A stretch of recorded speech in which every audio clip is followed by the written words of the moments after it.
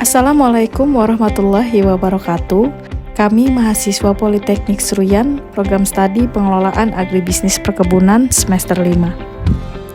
Pada kesempatan ini kami akan membuat video penjelasan tentang komoditas teh, mulai dari hulu sampai dengan hilir, untuk memenuhi tugas praktikum Kavita Selekta Perkebunan dengan dosen pengampu Bapak Krisna Admin Nababan SPMSI.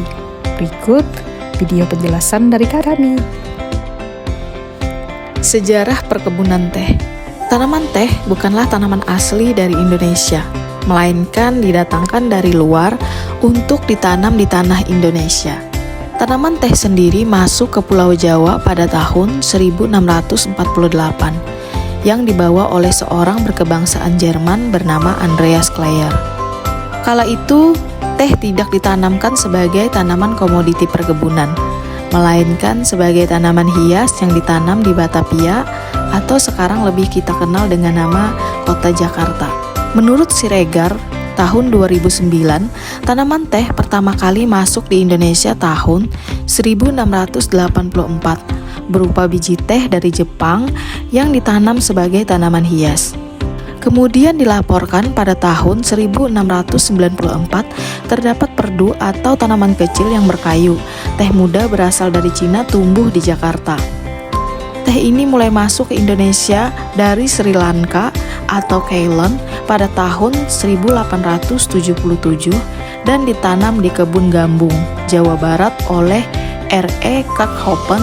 Sejak itu, teh secara berangsur berkembang sejalan dengan perkembangan perkebunan teh Indonesia yang dimulai sejak tahun 1910 dengan dibangunnya perkebunan teh di Simalungun, Sumatera Utara.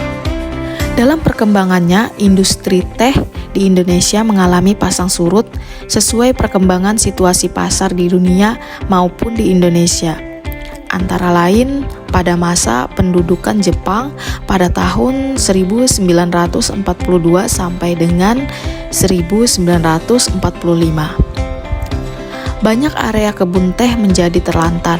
Tahun 1958, perkebunan teh swasta sebesar 27.000 hektar dan perkebunan rakyat sebesar 52.000 hektar. Dilakukan pengambil alih yang awalnya milik pribadi menjadi perkebunan milik pemerintah Indonesia. Tidak dipungkiri bahwa perkebunan teh kini telah menjadi sumber devisa negara dan teh telah menempati urutan keempat setelah karet, kopi, dan kelapa sawit.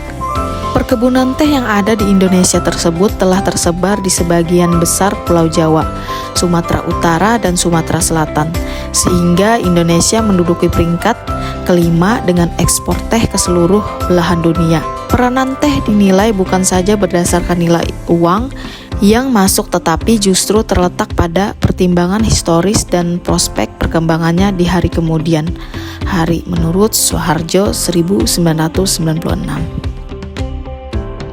Budidaya. Pembibitan tanaman teh dapat diperbanyak secara generatif maupun secara vegetatif. Pada perbanyakan secara generatif digunakan bahan tanam asal biji, sedangkan perbanyakan secara vegetatif digunakan bahan tanaman asal stek berupa klon. Penyemaian biji. Persiapan lahan untuk persemaian harus dilaksanakan 6 bulan sebelum penyemaian benih. Tanah dibersihkan dan dicangkul sedalam 30 cm. Kemudian dibuat berdengan di antara bendengan, dibuat saluran drainase untuk membuang kelebihan air. Bedengan diberi atap naungan miring timur barat dengan sudut kemiringan 30 derajat. Pengecambahan biji dimaksudkan untuk memperoleh biji yang tumbuh seragam dan serempak sehingga memudahkan pemindahannya ke persemaian bibit atau couple bag. Pemeliharaan di persemaian bibit asal biji untuk memperoleh bibit yang baik, yang tumbuh subur dan sehat serta terhindar dari gangguan hama dan penyakit. Bibit di persemaian harus dijaga dengan baik. Pemeliharaan bibit terdiri atas penyiraman, penyuluman, penyiangan, pemupukan, pengendalian hama dan penyakit, pengaturan naungan. Pemindahan bibit ke lapangan. Setelah bibit berumur 2 tahun, benih yang mempunyai ukuran lebih besar dari pensil dapat dibongkar untuk dipindahkan ke kebun. Pengolahan lahan pada pertanaman teh dapat dibedakan menjadi dua, yaitu persiapan lahan untuk penanaman baru dan persiapan lahan untuk penanaman ulang atau replanting. A. Persiapan lahan untuk penanaman baru. Tahapan-tahapan persiapan lahan pada penanaman baru adalah sebagai berikut. 1. Melakukan survei dan pemetaan tanah terlebih dahulu, pembongkaran pohon dan tunggul. 2. Babat dan nyasap. 3. Pengolahan tanah. 4. Pembuatan jalan dan saluran drainase. B.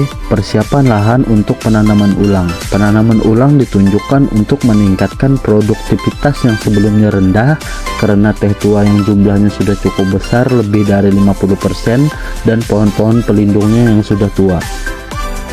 Teknik pelaksanaan persiapan lahan untuk penanaman ulang adalah sebagai berikut. 1. Pembongkaran pohon pelindung yang tidak dikehendaki agar sumber hama dan penyakit, persaingan hara, air, dan lain-lainnya dapat dihindari.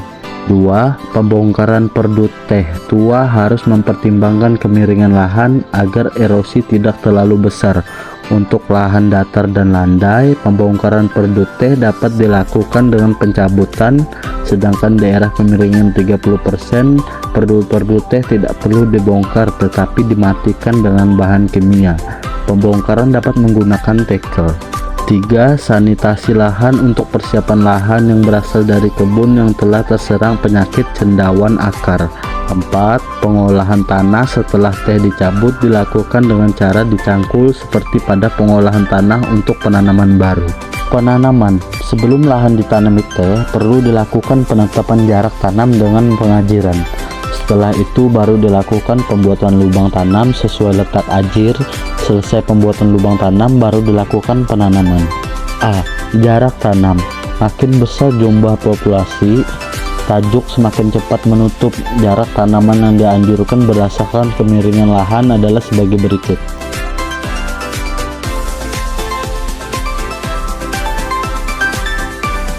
Penganjiran dilakukan sebelum tanam ditanam bermaksud agar jumlah teh sesuai dengan jarak tanam yang ditetapkan. Ajir yang dipakai panjang 50 cm dengan tebal 1 cm. Cara penganjiran pada lahan datar dan landai dengan membuat ajir induk pada kedua sisi lahan.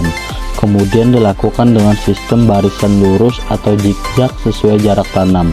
Pada lahan miring pengajiran dilakukan dengan sistem kontrol. B. Pembuatan lubang tanam. Karena jarak antara dua anjir dekat, maka lubang tanam dibuat di antara anjir yang telah ditanam. Ukuran lubang tanam untuk bibit asal stam biji adalah 30 x 30 x 40 cm dan untuk bibit asal stek 20 x 20 x 40 cm. Lubang dibuat 1 minggu sebelum ditanam. C. Penanaman. Sebelum ditanam, lubang diberi pupuk dasar 11 gram urea ditambah 5 gram TSP ditambah 5 gram KCl. Untuk daerah pH tinggi, lubang diberi balerang murni sebanyak 10-15 gram atau 50-100 gram balerang lumpur tiap lubang. Bibit asal stam biji atau bibit asal polybag setelah ditanam, lubang tanam diratakan agar bekas penanaman tidak nampak cekung atau cembung. D. Penanaman tanaman pelindung. Ada dua macam tanaman pelindung. Yang pertama, tanaman pelindung sementara dan tanaman pelindung tetap. Tanaman pelindung sementara dipakai jenis Crotalaria sp dan Tephorosia sp. Tanaman bersifat ganda karena menambah kesuburan tanah di mana bintil akar dapat mengikat unsur hara N. Setelah tanaman teh berumur 2-3 tahun, sebaiknya sudah ada pohon pelindung tetap yang ditanam setahun sebelum ditanam atau bersamaan. Manajemen off-farm agroindustri, perencanaan lokasi dan tata letak pabrik, pemilihan teknologi, fasilitas, persediaan dan pemasukan, perencanaan tenaga kerja, perencanaan bahan baku dan pelengkap, pelaksanaan kegiatan pengolahan di pabrik. Pengolahan teh adalah olahan jenis bahan campuran minuman yang terbuat dari pucuk daun teh yang masih segar dan diolah dengan cara pengeringan, penggilingan, fermentasi, produk dan dihasilkan mempunyai khas untuk aroma dan warna yang berbeda tergantung bahan bakunya dan mempunyai daya simpan yang relatif lama. Tanaman teh berpotensi sebagai antibakteria karena mengandung bioaktif, diantaranya adalah tanin. Tanaman teh sudah lama dikenal oleh penduduk dunia sebagai lahan minuman maupun sebagai obat herbal yang mudah diperoleh masyarakat. Salah satu bioaktif yang terkandung pada pucuk teh hijau adalah tanin.